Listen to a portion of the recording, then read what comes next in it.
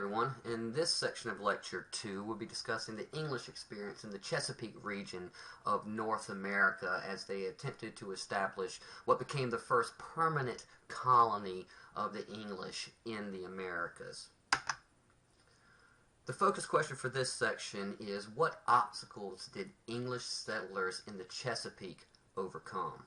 First, it is important to understand the English intent in their colonization efforts.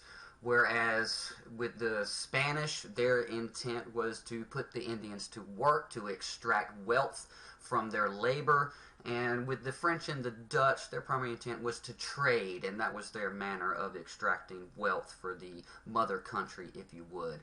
However, the English, their primary interest was in displacing Indians and settling on their land.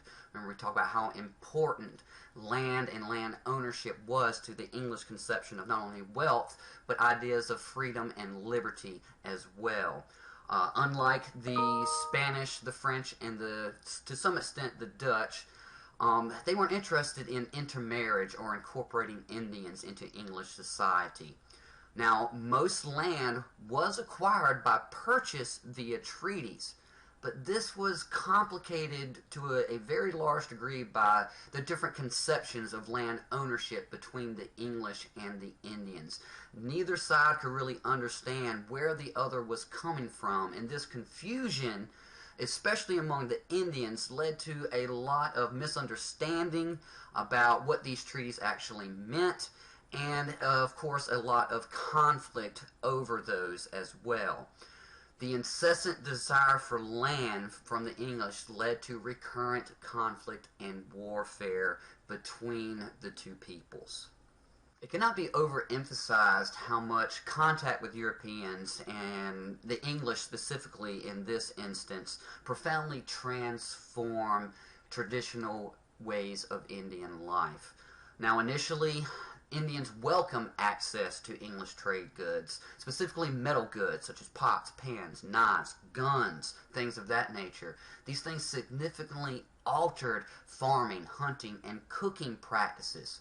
Over time, Indians became increasingly reliant on access to these trade goods as they lost the ability or the desire to return to traditional ways of life. Indians gradually became more and more integrated into this growing Atlantic economy. The increased demand among Indians made Indian trade increasingly lucrative to English merchants and traders. Like in the French colonies, furs became the initial Indian trade good in high demand, and this demand also profoundly altered Indian ways of life and their relationship with their surrounding communities. As the fur trade demand increased exponentially, Indian tribes began to expand their traditional hunting territories, which brought them into contact and conflict with their neighbors who were also seeking their own access to this lucrative trade as well, which of course increased the level of tension and even violence between Native American tribes themselves, as well as of course between Native Americans and their English settlers. Now, if you take a look at this image right here, this is actually a Native American from the New England region, but it illustrates to a large degree exactly what we're discussing right here, this transformation of Indian life. Just about every single item this Native American is wearing was produced by the English and traded to the Native Americans. The boots, the clothing that he's wearing, even the beads that make up his headdress and his necklace, and of course the knife that he is wearing at his waist there, were all acquired through their access to this English trade and became an integral part of Indian life in the colonial period. In 1607, the English sent another expedition to the Americas, which founded the first permanent English colony in what is now Virginia, known as Jamestown, named after King James, who was the King of England at the time. Now, the first colonists were all male, and Most of them came seeking riches, mainly gold. The success of the Spanish in Central and South America and their discovery of gold and silver inspired many of these Englishmen in hopes to find that same lucrative gold mines in that region of the Americas that the Spanish had found in their own regions. The area around Jamestown was dominated by the powerful Powhatan Confederacy. And there is an ongoing myth that the Native Americans prior to English contact were perfectly peaceful peoples who lived in harmony with each other and with nature. And this is just not really the case. Native Americans were human beings, just like any other human beings, and subject to the same emotions and sort of things of that nature that affect all human beings. And the Powhatan Confederacy came into existence by subduing their surrounding tribes and establishing a fairly large, some could argue, kingdom that covered most of what is now Virginia and even some areas surrounding that as well. This single-minded desire to strike it rich quick by finding gold or silver led most of these English colonists to resist settled farming. They just had no desire to work or labor to ensure their own survival. They were really there to try to strike it rich quick, and many of them hoped to return to England where they could purchase large swaths of land and increase their status in English society. And this led to a period between 1609 and 1610, particularly over that winter, known as the Starving Time, where tensions between the settlers and the Indians increased exponentially as the Jamestown colonists struggled for survival, and close to 80 to 90% of colonists died from starvation, disease, and warfare between themselves and the Native Americans around them. And some archaeological evidence seems to indicate that some of them may have even resorted to cannibalism in order to survive this dark period. And the Starving Time very nearly derailed the Jamestown colony and English colonization in general right at the beginning. And if that had happened, of course, history would have probably turned out quite differently. Now, the thing that quite literally saved the Jamestown colony from extinction was the introduction of tobacco farming into the colony. Gentleman John Rolfe, who I previously mentioned, the guy who married Pocahontas, was the first to introduce the crop into Jamestown. Tobacco was first developed and farmed in the Caribbean region and imported into Europe, and of course it's a very addictive substance, as we all know, so Europeans quickly developed a high demand for tobacco. Now, indentured servitude was first instituted here in Jamestown to bring in agricultural laborers. Indentured servants were essentially people who signed a contract, usually for a period of around 5 to 7 years, in order to be brought over to the Americas. The person they signed the contract with paid for their passage, and in exchange, of course, they promised to work for them for a period of, as I said, about 5 to 7 years.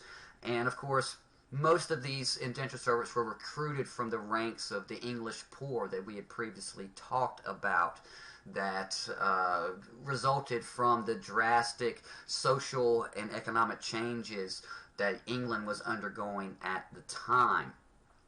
The Jamestown colony also instituted what was known as the headright system, which essentially anyone who brought over an indentured servant was awarded 50 acres of land per indentured servants that they brought into the colony. Of course, this greatly incentivized new settlers to come over, establish farms, and bring over indentured servants. The more indentured servants they brought, the greater their land holdings, and of course, the greater their wealth and status. Now, it's important to understand indentured servitude at this time was really not that much different from slavery as we understand it. These folks were, this was an unfree labor system. They could not go where they want, do what they want. They were subject to the demands of their owners, if you will, because essentially the contracts pretty much stipulated that, you know, these folks who recruited these indentured servants, you know, had carte blanche to, you know, work them however much they wanted to work them. They had almost complete control of their lives. And English law did not really have any aspects of a slave system or slavery already built into it. So the concept of slavery itself was still very much amorphous at this time. Now, the first Africans were brought into the colony in 1619. I'm sure many of you have heard about this. The New York Times has instituted what it calls the 1619 Project, which attempts to kind of reorient American history around slavery and racism.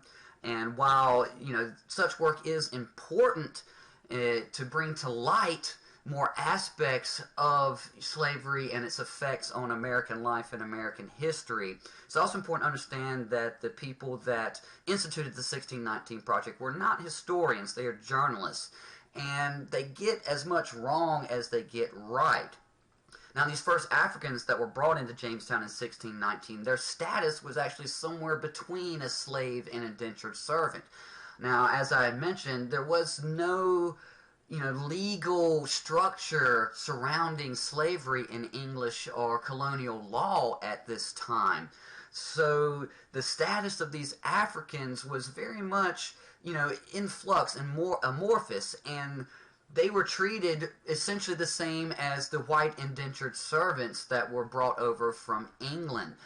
Some of these Africans brought into colony in 1619 actually went on to gain their own freedom, and some of them actually ended up being able to purchase land and actually slaves or indentured servants of their own. So the reality is a little more complex than what the 1619 Project attempts to portray in its analysis of this period. Now, as the colony expanded, the colonists began to demand more and more of a say in its own governance. In 1619, they established a General Assembly, which was the first representative body of government in the English colonies, and this transitioned into what was known as the House of Burgesses by 1642.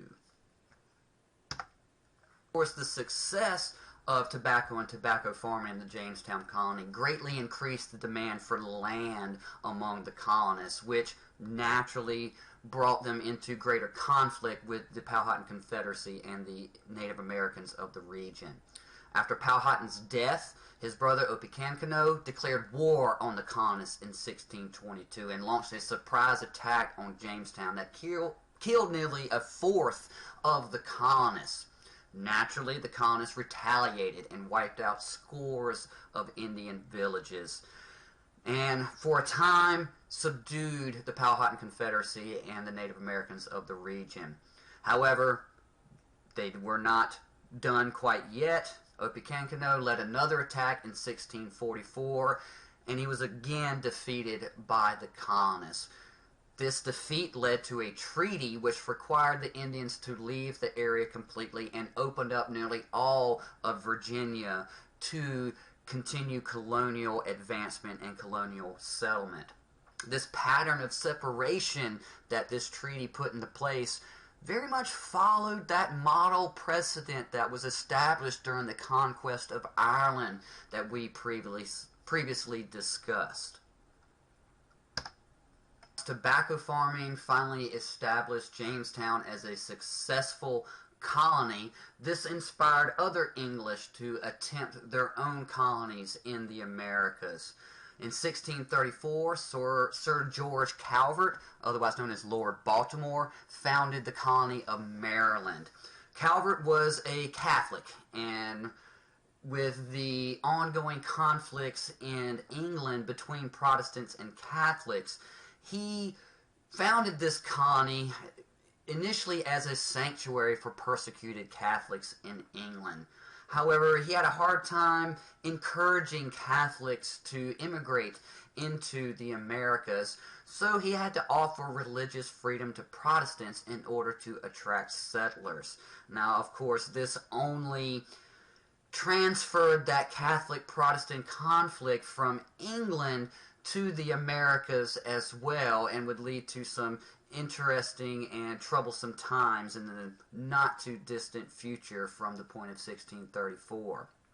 Calvert was granted a charter that named him as a proprietor, which pretty much meant that he held absolute authority over the governing of the colony. He was essentially a dictator or a king who could run the colony however he saw fit. Now, as I alluded to just a second ago, the mixture of Catholics and Protestants created conflicts within Maryland almost right off the bat. There was a period between 1644 and 1646 known as the Plundering Time, where Catholics and Protestants pretty much engaged in a civil war within the Maryland colony. This coincided with the English Civil War that was going on at the same time, which we will discuss a little bit further in this lecture. And in 1655, another wave of violence between Catholics and Protestants broke out in the Maryland colony, with the Protestants particularly angered over the preferential treatment of Catholics in this colony that was established as a Catholic refuge. So the conflicts that existed in the Old World very much existed in the New World as well. Concludes part 2 of our chapter 2 lecture. As always, study hard, and I'll see you soon.